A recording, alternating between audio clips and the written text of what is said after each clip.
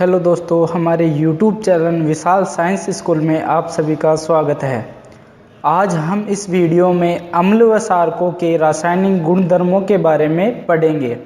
दोस्तों, आप सभी ने पिछले वीडियो में अम्ल व क्षारकों के भौतिक गुण व उनका दैनिक जीवन में उपयोग किस प्रकार करते हैं इनके बारे में पढ़ा होगा।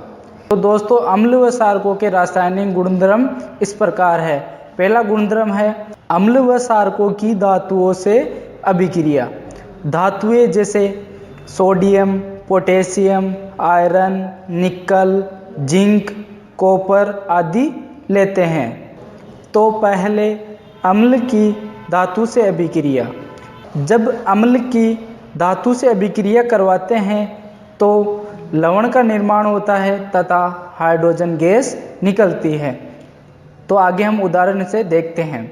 अम्ल हाइड्रोक्लोरिक अम्ल लेते हैं और धातु जिंक लेते हैं। जब दोनों की परस्पर अभिक्रिया करवाते हैं तो हमें लवण के रूप में ZnCl2 प्राप्त होता है और हाइड्रोजन गैस निकलती है।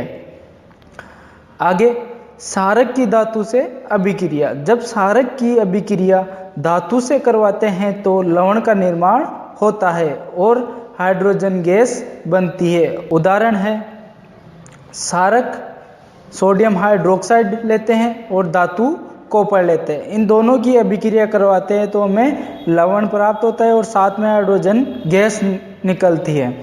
यह हाइड्रोजन गैस एक ज्वलनशील गैस होती है। ये बहुत हल्की होती है।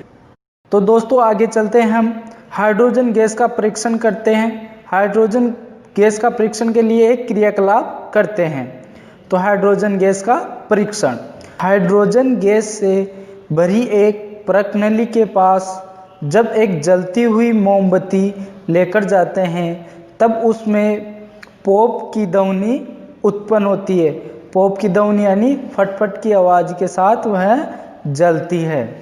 आगे हम चित्र के द्वारा समझते हैं। तो उसमें एक स्टैंड लेते हैं। स्टैंड पे एक टेस्ट ट्यूब यानी कि प्रकनली लगी हुई होती है। उस प्रकनली के अंदर हाइड्रोक्लोरिक अम्ल लेते हैं और उसमें कुछ जिंक के टुकड़े मिला देते हैं।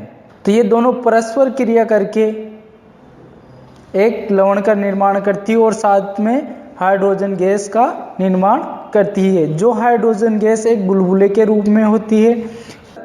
और इस प्रकनली में एक पाइप लगा देते हैं और उसके पाइप को जब प्रकनली में लगाते हैं उसके चारों तरफ एक कॉर्क लगाते हैं जिससे कि उससे बाहर कोई गैस ना निकले। इस प्रकनली को टब में लगा देते हैं। इस टब में साबुन का विलयन होता है। टेस्ट ट्यूब में हाइड्रोजन गैस के बुलबुले पाइप में से गुजरते हुए साबुन के विलयन में प्रवेश करते हैं। ये बुलबुले पानी से बाहर निकलने लगते हैं। यह हल्के होते हैं क्योंकि इनमें हाइड्रोजन गैस होती है। हाइड्रोजन गैस एक हल्की गैस होती है जिसके कारण यह बाहर निकलने लगते हैं।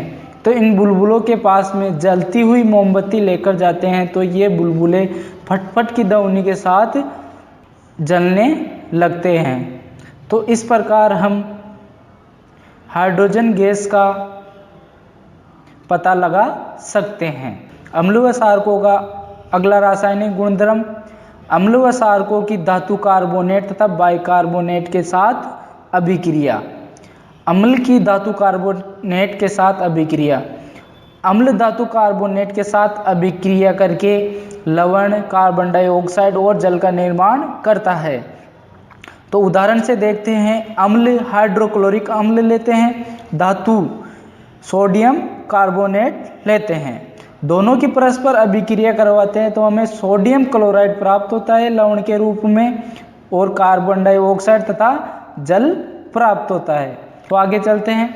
अम्ल की बाइकार्बोनेट या हाइड्रोजन कार्बोनेट के साथ अभिक्रिया।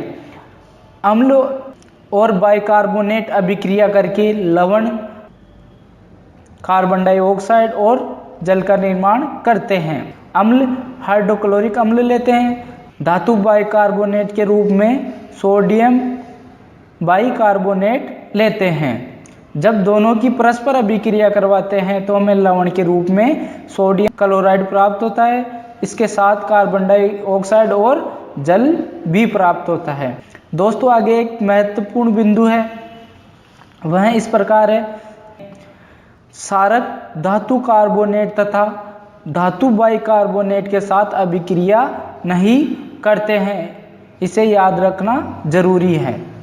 तो दोस्तों आगे हम ये देखते हैं कि अम्ल की जब धातु कार्बोनेट तथा धातु बाइकार्बोनेट के साथ अभिक्रिया करवाते हैं तब हमें कार्बन डाइऑक्साइड प्राप्त होती है। तो उसका पता किस प्रकार चलेगा कि यह कार्बन डाइऑक्साइड गैस है, तो इसलिए हम कार्बन डाइऑक्साइड का परीक्षण करते हैं। जब कार्बन डाइऑक्साइड को चूने के पानी में प्रवाहित करने पर पानी दूधिया हो जाता है, यानी कि सफ़ेद रंग का हो जाता है। कैल्शियम हाइड्रोक्साइड को चूने का पानी कहते हैं, इसमें कार्बन डाइऑक्साइड गैस प्रवाहित करते हैं। तो कार्बन डाइऑक्साइड गैस को प्रवाहित करने पर हमें कैल्शियम कार्बोनेट प्राप्त होता है, तो यह एक दूधिया रंग का हो जाता है। अगर अधिक मात्रा में कार्बन डाइऑक्साइड गैस प्रवाहित कर देते हैं तो यह वापस रंगहीन हो जाता है, तो इससे हमारे को कैल्शियम हाइड्रोजन कार्बोनेट प्राप्त होता है। आगे हम एक चित्र के द्वारा इसको समझते हैं। एक स्टैंड लेते हैं, स्टैंड में एक परख नली लगा देते हैं। इस परख नली में हाइड्रोक्लोरिक अम्ल और धातु कार्बोनेट सोडियम कार्बोनेट लेते हैं। इनको हिलाने के लिए एक स्टेयर लगी हुई है, ये स्टेयर इनको मिक्सअप करती है और इसमें एक पाइप लगी हुई है और इस पाइप के चारों तरफ एक कॉर्क लगी हुई है। कॉर्क की वजह से गैस बाहर नहीं निकलती है। जैसे इस स्टेयर से हाइड्रोक्लोरिक अम्ल और धातु कार्बोनेट को हिलाते हैं तब कार्बन डाइऑक्साइड गैस बनती है। यह गैस पाइप में से होती हुई चूने के पानी में प्रवेश करती है, तो चूने का पानी दूधिया हो जाता है। तो इस प्रकार हम कार्बन डाइऑक्साइड गैस का पता लगा सकते हैं या देख सकते हैं कि वह कार्बन डाइऑक्साइड गैस विद्यमान है या नहीं है। तो दोस्तों आगे चलते हैं। अगला रासायनिक गुणधर्म है अम्ल व क्षारकों की परस्पर अभिक्रिया। अम्ल और क्षारक परस्पर अभिक्रिया करके लवण और जल बनाते हैं। इसके बारे में हमने पिछले पार्ट में ही चर्चा की थी। एग्जाम्पल लेते हैं। एग्जाम्पल के रूप में अम्ल हाइड्रोक्लोरिक अम्ल लेते हैं और क्षार सोडियम हाइड्रोक्साइड लेते हैं।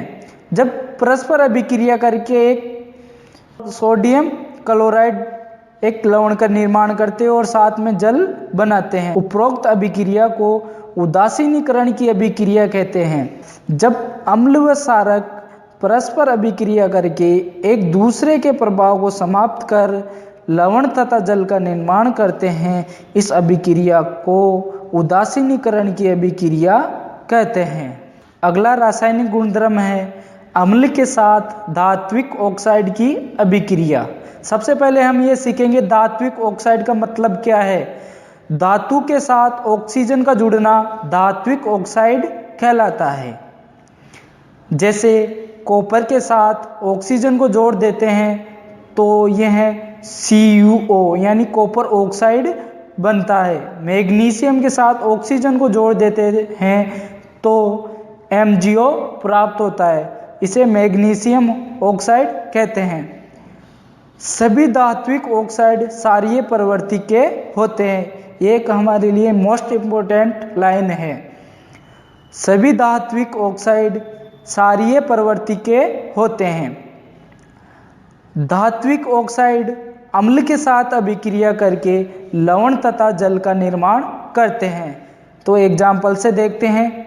धात्विक ऑक्साइड कॉपर ऑक्साइड लेते हैं और अम्ल हाइड्रोक्लोरिक अम्ल लेते हैं, तो ये दोनों अभिक्रिया करके कॉपर क्लोराइड बनाते हैं जो एक लवण है और साथ में जल का निर्माण करते हैं।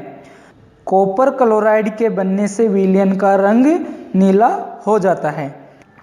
अगला रासायनिक गुणधर्म है क्षारकों के साथ अधात्विक ऑक्साइड की अभिक्रिया। अधात्विक ऑक्साइड का मतलब होता है ऑक्सीजन का अधातु के साथ जुड़ना। ऑक्सीजन का अधातु के साथ जुड़ना अधात्विक ऑक्साइड कहलाता है। सभी अधात्विक ऑक्साइड अम्लीय प्रवृत्ति के होते हैं। जब क्षारक और अधात्विक ऑक्साइड की अभिक्रिया करवाते हैं तो हमें लवण और जल प्राप्त होता है। तो क्षारक तो हम लेते हैं कैल्शियम हाइड्रोक्साइड, जिसे चूने का पानी कहते हैं, और अधात्विक ऑक्साइड कार्बन डाइऑक्साइड लेते हैं। ये दोनों परस्पर अभिक्रिया करके कैल्शियम कार्बोनेट बनाते हैं जो एक लवण है और साथ में जल का निर्माण करते हैं। तो दोस्तों अगला रासायनिक गुणधर्म है जलीय विलयन में अम्ल तथा क्षारक। पहला देखते हैं अम्ल। जल की उपस्थिति में अम्ल H+ आयन उत्पन्न करते हैं। H+ आयन हाइड्रोनियम आयन के रूप में पाए जाते हैं। जैसे H+, जब जल में घुला हुआ होता है तो H3O+ रूप में पाया जाता है। एग्जाम्पल से देखते हैं, जब अम्ल हाइड्रोक्लोरिक अम्ल के साथ जल की अभिक्रिया करवाते हैं तो यह हाइड्रोनियम आयन H3O+ के रूप में और क्लोरीन नेगेटिव रूप में पाया जाता है। आगे हैं क्षारक जल की उपस्थिति में OH नेगेटिव आयन बनाते हैं। एग्जाम्पल है सोडियम हाइड्रोक्साइड को जब जलीय विलयन में घोला जाता है तो यह Na+ और OH नेगेटिव आयनों में विभक्त हो जाता है। दोस्तों आगे हम सीखेंगे जब इनको एक दूसरे में मिलाते हैं तो हमें किस प्रकार की सावधानियां रखनी है। हमेशा अम्ल व क्षारक को जल में धीरे धीरे मिलाना चाहिए, ना कि जल को अम्ल व क्षारक में मिलाना चाहिए। यह प्रक्रिया ऊष्माक्षेपी होती है, इसलिए कांच के पात्र को लगातार हिलाते रहना चाहिए। दोस्तों अगला टॉपिक है अम्ल व क्षारकों की प्रबलता। प्रबलता यानी कि वह कितने ताकतवर है या कमजोर है, इनका पता लगाते हैं। किसी क्षारक या अम्ल की प्रबलता उसके द्वारा उत्पन्न H+ आयन या OH नेगेटिव आयनों की सांद्रता पर निर्भर करती है। H+ या OH नेगेटिव आयनों की सांद्रता पर निर्भर करती है।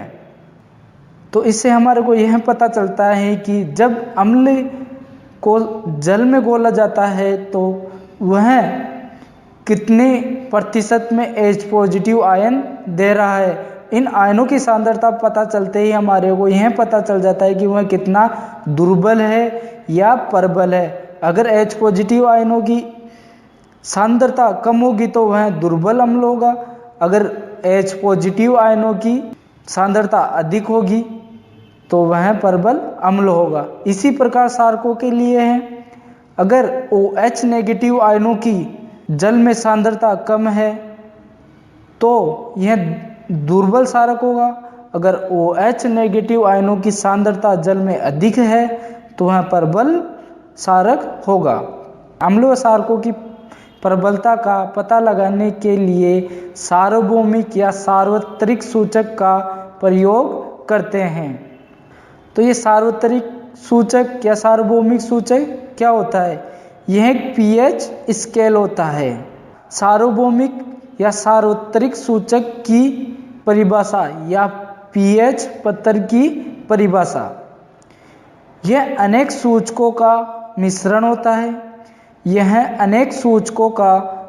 होता है। यह सूचक किसी विलयन में हाइड्रोजन की विभिन्न सांद्रता को विभिन्न रंगों में प्रदर्शित करते हैं, उसे सार्वत्रिक सूचक कहते हैं। जैसे किसी आयन की सांद्रता ज्ञात करनी हो तो एक सूत्र होता है pH = -log (10) और H पॉजिटिव। ये एक सूत्र होता है। इसकी जगह हम इसके आयनों की सांद्रता ज्ञात करनी है, उसका मान रख सकते हैं। अगर विलयन में हाइड्रोजन की सांद्रता अधिक है तो वह विलयन अम्लीय होता है। हाइड्रोजन की मात्रा कम होती है तो वह विलयन क्षारीय होता है। जिस विलयन में हाइड्रोजन की मात्रा नहीं होती है वह विलयन उदासीन होता है। तो पीएच स्केल में 0 से 14 तक अंक अंकित किए हुए हैं। किसी विलयन का पीएच 7 से कम प्राप्त होता है तो वह अम्लीय होता है। अगर किसी विलयन का पीएच मान 7 से अधिक होता है तो वह क्षारीय होता है। और किसी विलयन का पीएच मान 7 प्राप्त होता है, इसका मतलब वह उदासीन। तो इस प्रकार पीएच पत्थर से अम्ल व क्षारकों की प्रबलता का पता लगा सकते हैं। तो दोस्तों अगला टॉपिक है दैनिक जीवन में पीएच पत्थर का महत्व। पहला महत्व यह है कि हमारा शरीर 7 से 7.8 पीएच के मध्य कार्य करता है। अगर इस पीएच मान से कम हो जाता है तो हमारे शरीर में एसिडिटी होने लगती है, यानी कि गैस बनने लगती है। अगला है तो वह वर्षा अम्लीय वर्षा कहलाती है। इस पीएच मान से जैसे ताजमहल का रंग पीला होना, अम्लीय वर्षा के कारण यह एक नुकसान होता है क्योंकि उसका पीएच मान 5.6 से कम हो जाता है, जिससे कि पत्थर पीले पड़ जाते हैं। अगला पीएच का महत्व है मुंह का पीएच मान 5.5 से कम होने पर दंत से प्रारंभ हो जाता है। दंत से यानी दांत खट्टे होने लग जाते हैं। तो दोस्तों अगला है मधुमक्खी का डंक भी अम्ल छोड़ता है, जिसके कारण जलन व दर्द होता है। इस डंक में मेथेनोइक अम्ल पाया जाता है। अगला है अच्छी उपज के लिए पौधों को एक विशिष्ट पीएच की आवश्यकता होती है। दोस्तों हमारे दैनिक जीवन में पीएच पत्थर का इस प्रकार उपयोग होता है। तो दोस्तों हमारा अगला टॉपिक है कुछ महत्वपूर्ण लवणों से रसायनों का निर्माण, जैसे सोडियम हाइड्रोक्साइड, सोडियम क्लोराइड, धोने का सोडा, विरंजक चूर्ण, baking soda, plaster of Paris, जिसे पीओपी के नाम से भी जाना जाता है। तो पहला लवणों से बनने वाला रसायन सोडियम हाइड्रोक्साइड है। इसका रासायनिक सूत्र NaOH होता है। तो इसका निर्माण के बारे में देखेंगे। सोडियम क्लोराइड के जलीय विलयन से विद्युत प्रवाहित करने पर यह वियोजित होकर सोडियम हाइड्रोक्साइड बनाता है। तो एग्जाम्पल सोडियम क्लोराइड NaCl लेते हैं, जलीय विलयन H2O लेते हैं, इसमें विद्युत प्रवाहित करते हैं जिससे कि हमें सोडियम हाइड्रोक्साइड प्राप्त होता है और इसके साथ में उत्पाद क्लोरीन गैस और हाइड्रोजन गैस प्राप्त होती है। तो विद्युत अपघटन के समय या विद्युत प्रवाहित करते समय एनोड पर Cl2 गैस प्राप्त होती है, कैथोड पर H2 गैस निकलती है और कैथोड के पास NaOH यानी सोडियम हाइड्रोक्साइड का विलयन बनता है। तो इस प्रकार हमें सोडियम हाइड्रोक्साइड प्राप्त होता है। आगे इनके कुछ गुण हैं, वह इस प्रकार है। तो सोडियम हाइड्रोक्साइड के गुण, यह सफेद चिकना ठोस पदार्थ होता है। इसका गलनांक 591 केल्विन होता है। जल में शीघ्र विलय होता है। यह प्रबल सार तथा प्रबल विद्युत अपघट्य भी है। सोडियम हाइड्रोक्साइड के उपयोग, क्लोरीन गैस का जल की स्वच्छता में, हाइड्रोजन गैस का ईंधन के रूप में और सोडियम हाइड्रोक्साइड का धातु से ग्रीस हटाने के लिए भी इसका उपयोग किया जाता है, साबुन व कागज बनाने के लिए और पेट्रोल के शोधन में इसका उपयोग किया जाता है। तो दोस्तों, लवणों से बनने वाला अगला रसायन है सोडियम क्लोराइड। इसका रासायनिक सूत्र है NaCl। इसे साधारण नमक कहते हैं। इसे बनाने की प्रक्रिया, परबल अम्ल HCl लेते हैं तथा परबल सार सोडियम हाइड्रोक्साइड लेते हैं। जब दोनों की परस्पर अभिक्रिया कराते हैं तो हमें उदासीन लवण NaCl प्राप्त होता है, जिसे साधारण नमक कहते हैं। जैसे HCl प्लस NaOH, ये दोनों परस्पर अभिक्रिया करके NaCl लवण बनाते हैं और साथ में जल का निर्माण करते हैं। सोडियम क्लोराइड के कुछ गुण हैं। यह श्वेत ठोस पदार्थ है। इसका गलनांक उच्च 1081 केल्विन होता है। जल में अत्यधिक विलेय होता है। यह जल में आसानी से घुल जाता है। यह जलीय विलयन में आयनित हो जाता है। जैसे नमक का जलीय विलयन होता है वह आयनों में होता है, उसमें विद्युत का प्रवाह होता है। सोडियम क्लोराइड के उपयोग, इसका उपयोग साधारण नमक के रूप में करते हैं। खाद्य पदार्थों के परिरक्षण में भी इसका प्रयोग करते हैं। परिरक्षण यानी उसकी सुरक्षा में भी करते हैं, उसको सही बनाए रखते हैं। इसके द्वारा हिमकरण मिश्रण बनाया जा सकता है। लवणों से बनने वाला अगला रसायन है विरंजक चूर्ण। विरंजक चूर्ण का रासायनिक सूत्र होता है CaOCl2। इसे ब्लीचिंग पाउडर के नाम से भी जाना जाता है। इसका निर्माण बुझे हुए चूने से क्लोरीन की अभिक्रिया कराने पर विरंजक चूर्ण प्राप्त होता है। जैसे अभिक्रिया देखते हैं, कैल्शियम हाइड्रोक्साइड क्लोरीन Cl2 लेते हैं। इन दोनों की परस्पर अभिक्रिया कराने पर हमें CaOCl2 यानी कि ब्लीचिंग पाउडर प्राप्त होता है। ब्लीचिंग पाउडर के गुण, यह पीला तीक्ष्ण गंध वाला ठोस पदार्थ है।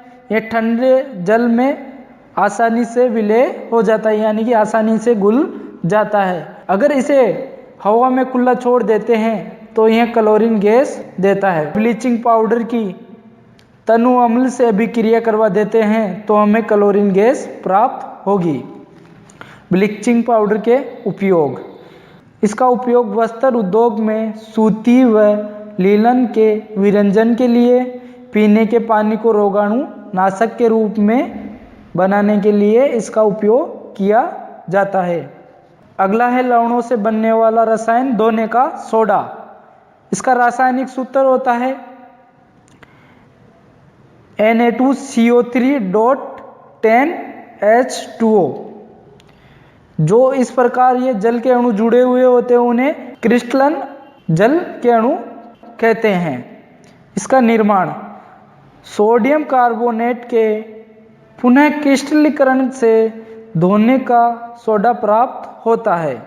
सोडियम कार्बोनेट के पुनः क्रिस्टलीकरण से धोने का सोडा प्राप्त होता है।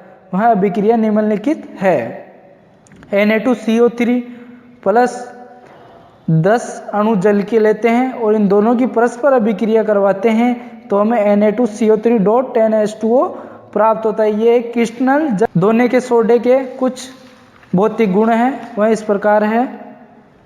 यह सफ़ेद क्रिस्टलीय ठोस होता है, जल में आसानी से घुलनशील या विलय हो जाता है। इसका जलीय विलयन क्षारीय होता है। इसे गर्म करने पर क्रिस्टलन जल त्याग कर सोडा ऐश बनाता है।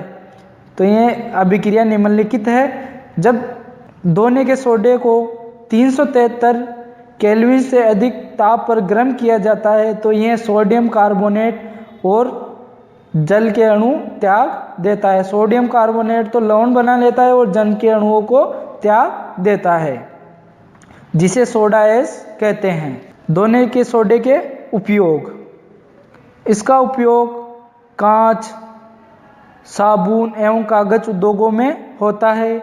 घरों में साफ सफाई के लिए, जल की स्थायी कठोरता हटाने के लिए और इसका उपयोग अपमार्जक के रूप में भी करते हैं। अपमार्जक यानी कि साबुन के रूप में करते हैं। तो दोस्तों अगला है लवणों से बनने वाला रसायन बेकिंग सोडा। बेकिंग सोडा का रासायनिक सूत्र होता है सोडियम हाइड्रोजन कार्बोनेट NaHCO3। यह एक दुर्बल असंक्षारक है।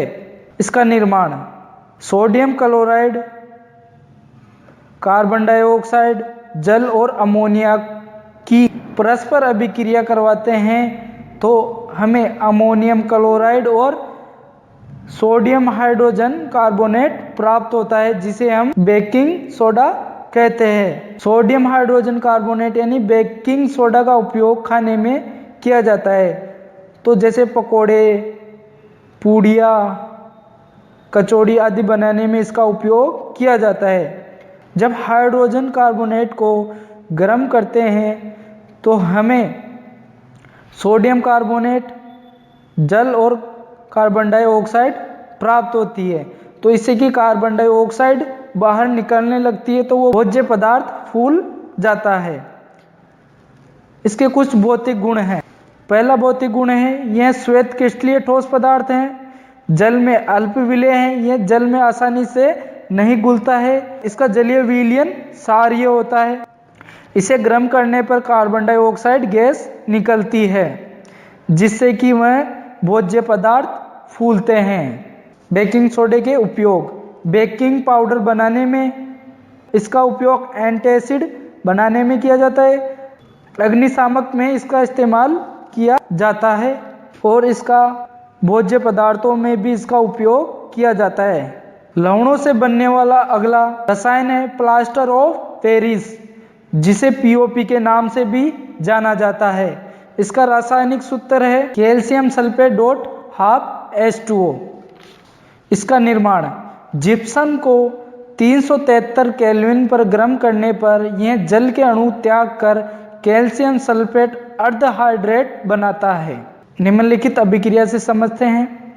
कैल्शियम सल्फेट CaSO4.2H2O, इसे जिप्सम के नाम से जाना जाता है। जब इसे 373 केल्विन पर गर्म करते हैं तो यह उच्च जल के अणु त्याग देता है और हमें प्लास्टर ऑफ पेरिस प्राप्त हो जाता है। इस सफ़ेद चूर्ण को जल में मिलाने पर यह फिर से जिप्सम बन जाता है। तो निम्नलिखित अभिक्रिया से समझते हैं। कैल्शियम सल्फेट के अर्धहाइड्रेट की जल से अभिक्रिया करवाते हैं तो हमें जिप्सम प्राप्त हो जाता है। इसके कुछ भौतिक गुण हैं। यह सफ़ेद ठोस चिकना पदार्थ है। इसमें जल मिलाने पर 15 से 20 मिनट में यह जमकर ठोस और कठोर हो जाता है। प्लास्टर ऑफ पेरिस के उपयोग, इसका उपयोग टूटी हुई हड्डियों को सही जगह पर स्थिर रखने के लिए किया जाता है। इसका उपयोग प्लास्टर चढ़ाने में करते हैं। खिलौने तथा सजावट का सामान बनाने में, दीवार की सतह को चिकनी बनाने के लिए, दंत चिकित्सा और भवन निर्माण में भी इसका उपयोग किया जाता है। तो दोस्तों, इस प्रकार हम लवणों से बने रसायनों का दैनिक जीवन में उपयोग करते हैं। अगला टॉपिक है क्रिस्टलन का जल। लवण के एक सूत्र इकाई में जल के निश्चित अणुओं की संख्या को क्रिस्टलन का जल कहते हैं। उदाहरण है कॉपर सल्फेट .5H2, जिसे नीला तोता के नाम से जाना जाता है, कॉपर सल्फेट .हाफ H2O, जिसे प्लास्टर ऑफ पेरिस के नाम से इसमें 5H2O, हाफ H2O, ये सभी क्रिस्टलन जल के अणुओं की संख्या है। दोस्तों, मुझे आशा है कि आप सभी को अम्ल और क्षारक के रासायनिक गुणधर्मों के बारे में अच्छी तरह समझ में आ गया होगा। इसी के साथ हमारी वीडियो को लाइक करें, शेयर करें, कमेंट करें और हमारे YouTube चैनल को सब्सक्राइब करें और बेल आइकन का बटन दबाना ना भूलें, जिससे हमारे नए वीडियो आने पर आप सभी को सूचना मिल जाए।